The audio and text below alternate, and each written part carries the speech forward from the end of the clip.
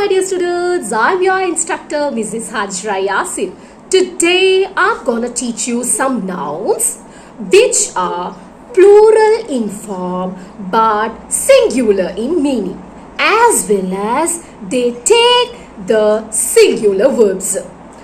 நான் இன்னைக்கு உங்களுக்கு படிச்சு தர போற பாடம் எதை பற்றியதுன்னா சில நவுன்ஸை பார்க்கறதுக்கு உங்களுக்கு ப்ளூரலா தோணும். பொதுவா இங்கிலீஷ்ல எஸ்ல முடிஞ்சா, for example tree trees, cat cats, பூனை பூனைகள், மரம் மரங்கள், இப்படி எஸ்ல முடிஞ்சா அது எங்களுக்கு ப்ளூரல் அப்படின்ட்டு எடுத்து பழக்கம் சில நவுன்ஸ். இப்போ அதே போல இப்போ நீங்க பாக்குற சில வார்த்தைகள் எஸ்ல முடியறதுனால பாக்குறதுக்கு உங்களுக்கு ப்ளூரலா தெரிஞ்சாலும் ஆக்சுவலி அது சிங்குலர் நவுனா கருதப்படுது according to English. There are a lot of nouns which look plural in form but singular in meaning. Example politics, economics, measles, news, இந்த மாதிரியான வார்த்தைகள் வரும். Let me explain.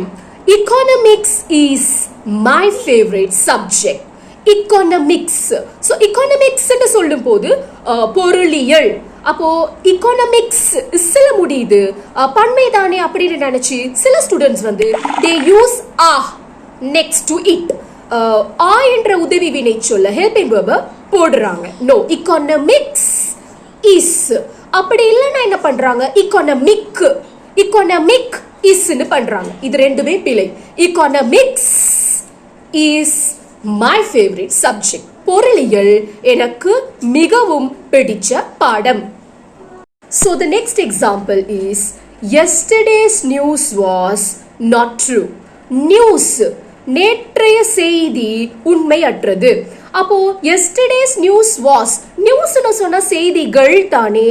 அப்போ நியூஸ் அல்லது were என்ற plural verbs ஓட தானே போகணும்னு நீங்க நினைப்பீங்க. News is considered as singular noun. News என்பது தமிழ்ல நீங்க செய்திகள்னு பார்த்தாலும் ஆங்கிலத்துல news is, news was singular verb ஓட தான் போகணும். So yesterday's news was not true. அதுதான் சரியானது. The next example is politics is not my field of interest. Politics இல்ல politics. Politics அரசியல்கள்னு நீங்க டிரான்ஸ்லேட் பண்ண கூடாது. அரசியல். Politic இல்ல politics. பாலிடிக்ஸ்னு போடும்போது ஆட்டோமேட்டிக்கா உங்களோட பிரெயின் சொல்லும் அப்படியான ஹெல்பிங் ப்ளூரல் ஹெல்பிங் வேர்ட்ஸ் உபயோகிக்கும் உங்களோட மூளை சொல்லும். ஆனா ஆக்சுவலி அது சிங்குலர் வேர்ட். சோ என்ன சொல்லணும், politics is not my field of interest. அரசியல் என்பது எனக்கு விருப்பமான துறை கிடையாது. The next example is billiards is now being played in many countries. Billiards னு முடியும் போது it is seeming like plural, right? ஆனா actually it is a singular noun. So billiards you cannot use billiards billiards is.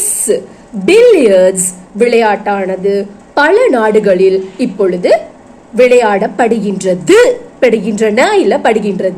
Okay, the next example is measles is quite contagious. measles என்ற word தட்டம்மை, அம்மை நோயை குறிக்கும். So தட்டம்மையானது தொற்றக்கூடியது. measles is quite contagious. The next example is phonetics is very interesting to learn. Phonetics is ஆங்கில எழுத்துக்கள். phonetics ஆங்கில எழுத்துக்களின் சத்தங்கள். Okay, so phonetics are interesting to learn ன்னு உங்களோட மைண்ட் சொல்ல பார்க்கும். phonetics என்ற வார்த்தை it is considered as singular noun. So phonetics is very interesting to learn. Okay, so I hope I've made myself clear to you. இன்னைக்கு நான் இத உங்களுக்கு இந்த வார்த்தைகளை இலகுவா புரிய வச்சிருப்பேன்னு நம்புறேன். Every challenge you face is an opportunity to learn and grow.